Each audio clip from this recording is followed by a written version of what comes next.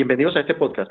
En este episodio abordaremos dos temas puntuales, uno dentro del contexto interno y otro del contexto externo, donde tendremos un debate puntual sobre cada hecho puntual, digamos, en el que nos vamos a referir en este podcast. Yo soy Carlos Bejarano Ramírez, estudiante de tercer semestre de Ciencia Política en la Universidad Nacional Abierta y a Distancia. Bienvenidos.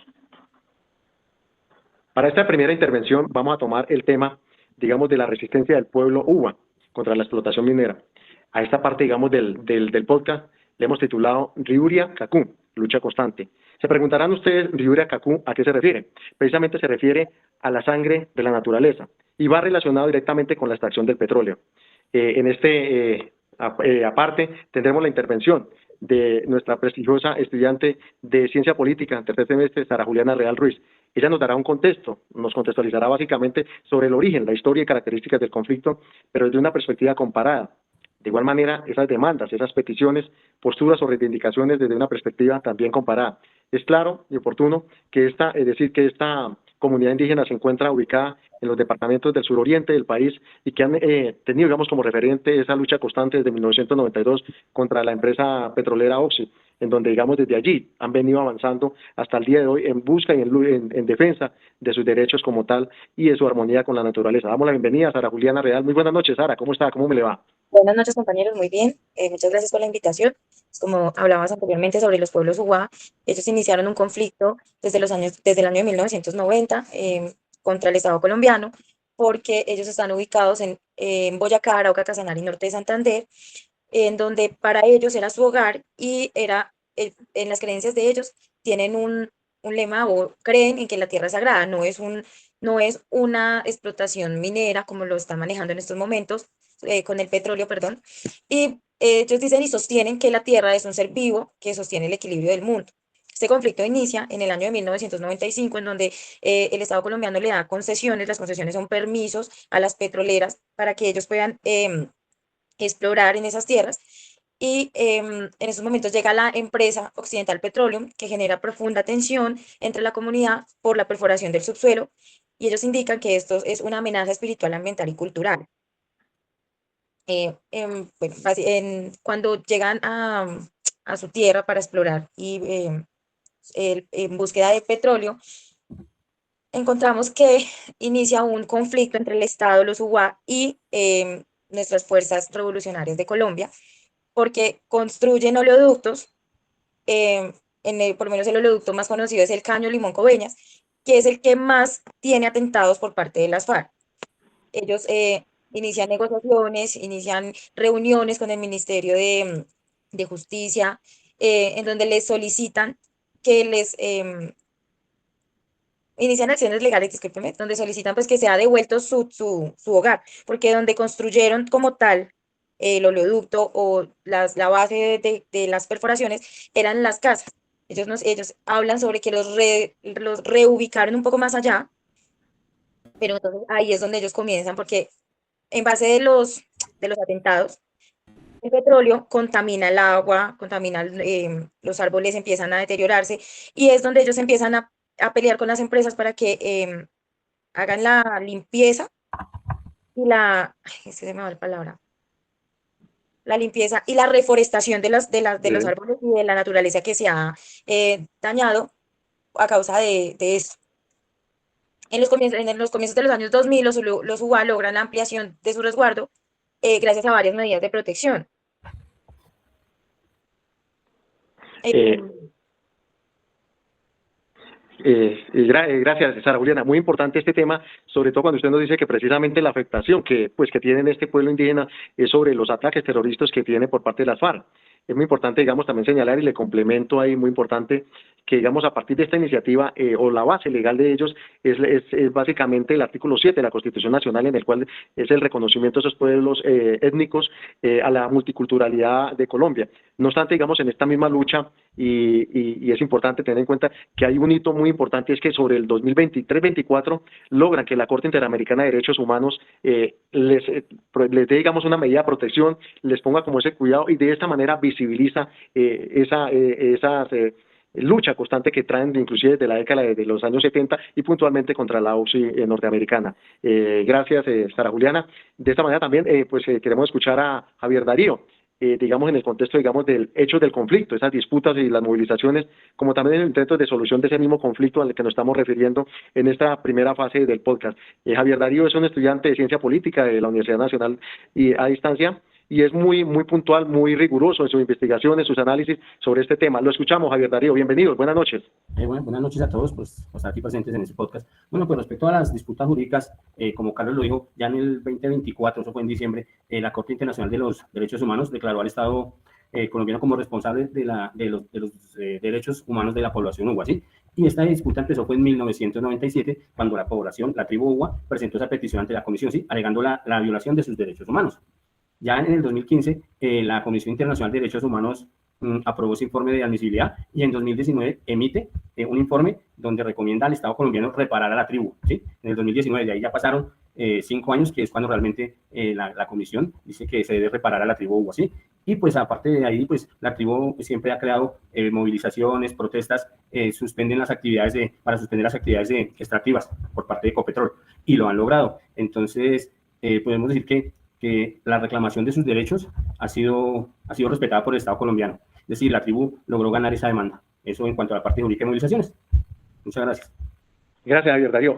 Como decíamos, y es importante aquí entre todos los panelistas que estamos, es muy importante el hito, ese referente que marca, digamos, en esa lucha constante, como es lo realizado por la Corte Interamericana de Derechos Humanos, tal cual como lo dijo nuestra panelista Sara Juliana y Javier. Eso marca un hito y eso, digamos, de alguna manera motiva en otras causas, no necesariamente con el tema ecológico, forestal y todo ese tema, sino con otras tantas causas que pues precisamente tenemos en Colombia. Es muy importante, digamos, este tema sobre la comunidad indígena, porque es una comunidad que, como decía Sara Juliana, considera la tierra es como la madre tierra, la esencia del ser humano y esa armonía en la cual estamos todos, digamos, dentro de esa ecología sujetos a vivir y a compartir, pero de una manera respetuosa y para ellos de ese término ancestral. Muchas gracias de verdad por esa intervención, Javier Darío, Sara Juliana, y de esta manera pues también llegamos a un segundo tema, tal como lo contextualizamos al comienzo, y contamos también con la presencia de otra panelista. Este segundo tema se refiere básicamente a Haití, ese contexto interno, externo, digo, en la República de Haití, el cual hemos titulado Haití, colonialismo, deuda y crisis. Para ello, digamos, es importante saber o tener un contexto muy claro para tenerlo como referente, que Haití fue la primera nación latinoamericana después de Estados Unidos que sobre 1804 obtiene su libertad, su independencia, ¿cierto?, al desligarse del yugo francés.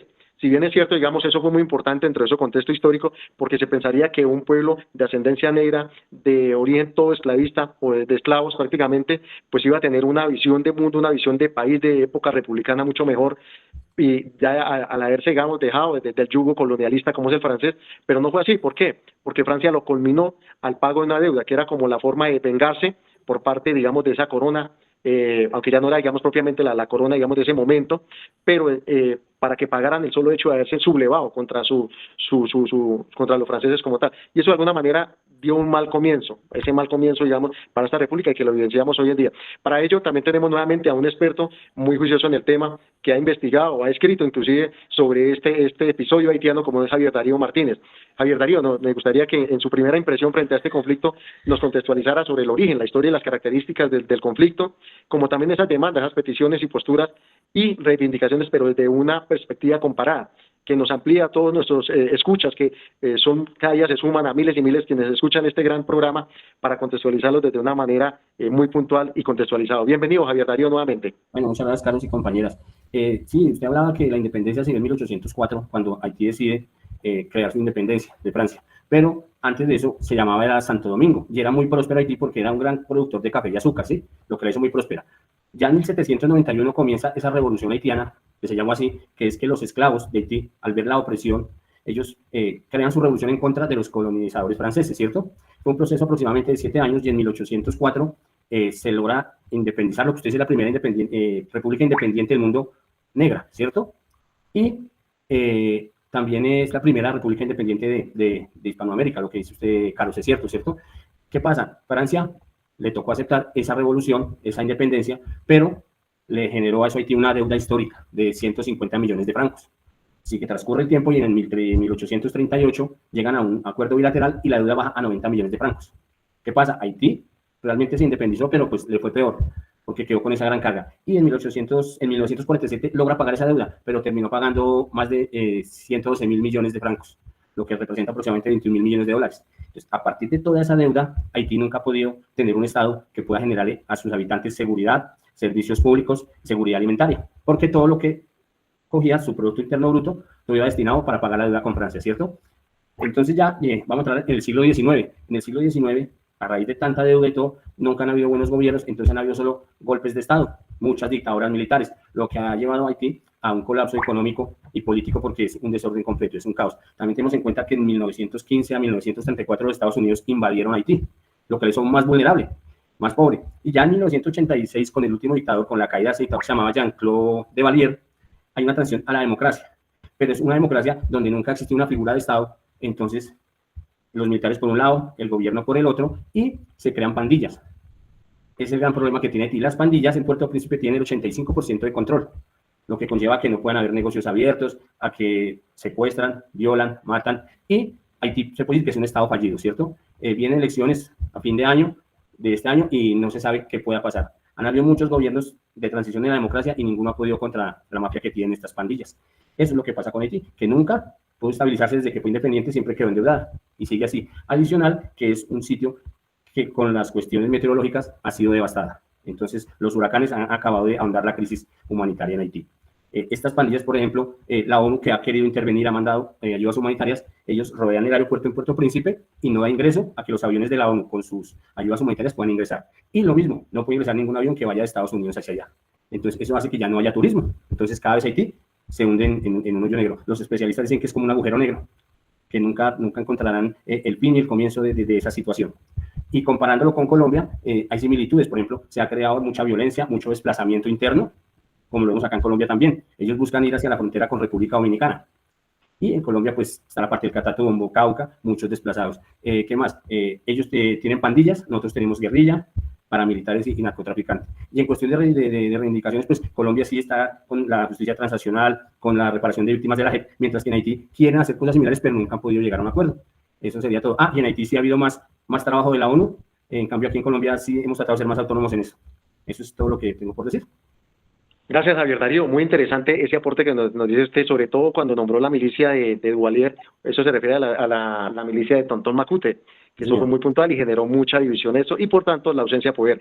De esta manera, digamos, para contextualizar también y profundizar, contamos con la presencia de una gran investigadora rigurosa y estudiante de tercer semestre de Ciencia Política, Franci Joana Morales. Franci, ¿nos puede dar su impresión para contextualizar ya y cerrar como tal el podcast sobre los hechos del conflicto, esas disputas jurídicas, movilizaciones, como también esos intentos de solución del conflicto y de esas perspectivas futuras, dentro precisamente de una perspectiva comparada respecto de este momento que está viviendo Haití y toda su historia como tal? Bienvenida, Franci, buenas noches.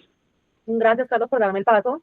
Como lo dices, voy a contextualizarlo sobre el hecho del conflicto con una breve introducción. Y es que Haití es uno de los países con la historia más compleja del continente, una nación que logró la primera revolución de esclavos exitosa en 1804, pero desde entonces ha enfrentado presiones externas, intervenciones internacionales y algunas crisis internas.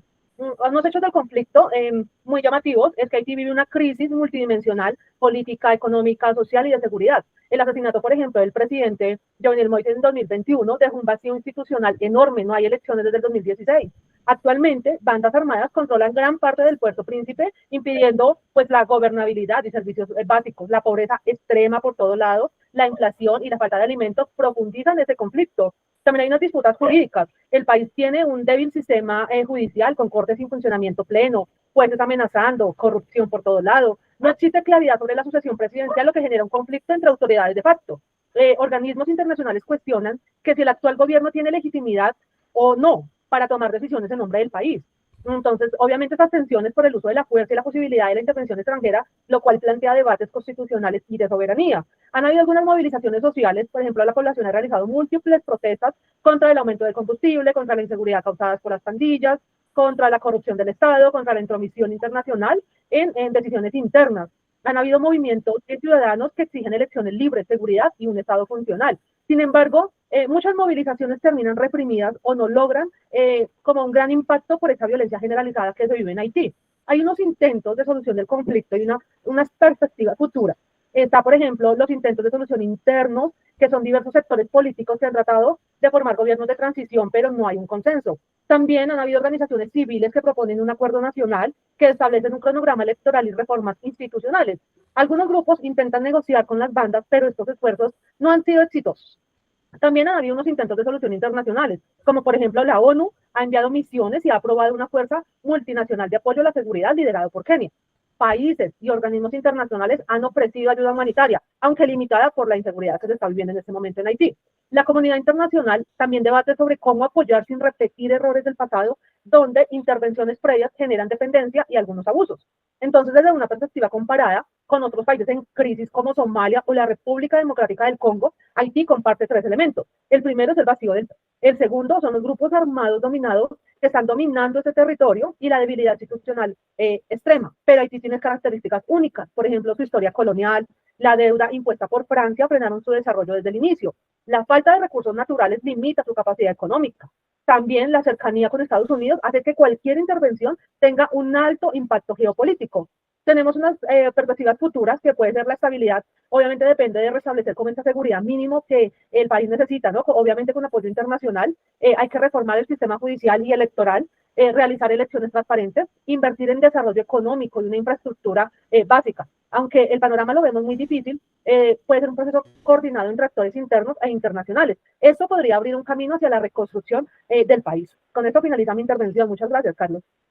Gracias, Franci. Muy interesante su aporte porque pues aquí, pues entre el panel, los que estamos acá y muy seguramente todas aquellas personas que nos están escuchando y que nos escucharán a futuro, pues les permite dar, digamos, ese contexto como tal de toda la problemática. Y sobre todo, digamos, y para finalizar también sobre esa reflexión, sobre estos dos procesos que a pesar de que uno es interno, el otro es externo, hay puntos, digamos, digamos, de coincidencia como tal respecto a esos procesos que han generado, digamos, guerra interna, como es el caso de los UBA, como decía Sara Juliana, por el tema del petróleo, que atentan contra la estructura, pero también se evidencia allí como una especie también de vacío de poder, la institucionalidad no logra llegar. Y comparado, digamos, con ese proceso de Haití, pues también ese vacío de poder frente a golpes de Estado, tal como lo señalaba Javier, pues muy importante, lo cual nos debe llegar, digamos, a esa reflexión, a interiorizar la importancia de la institucionalidad, la importancia de los mecanismos de participación, la importancia del respeto y sobre todo llegar a puntos medios y a consensos que nos genere, digamos, buscar soluciones que genere, digamos, que digamos le llegue a todos. De esta manera, pues hemos llegado al final de nuestro podcast, presentándole pues nuevamente agradecimientos a Javier Darío, Franci y Sara, y muy seguramente en un próximo podcast estaremos allí atentos para compartir perspectivas diferentes y también de diferentes conflictos. Tengan ustedes buena noche y nos estaremos viendo en la próxima.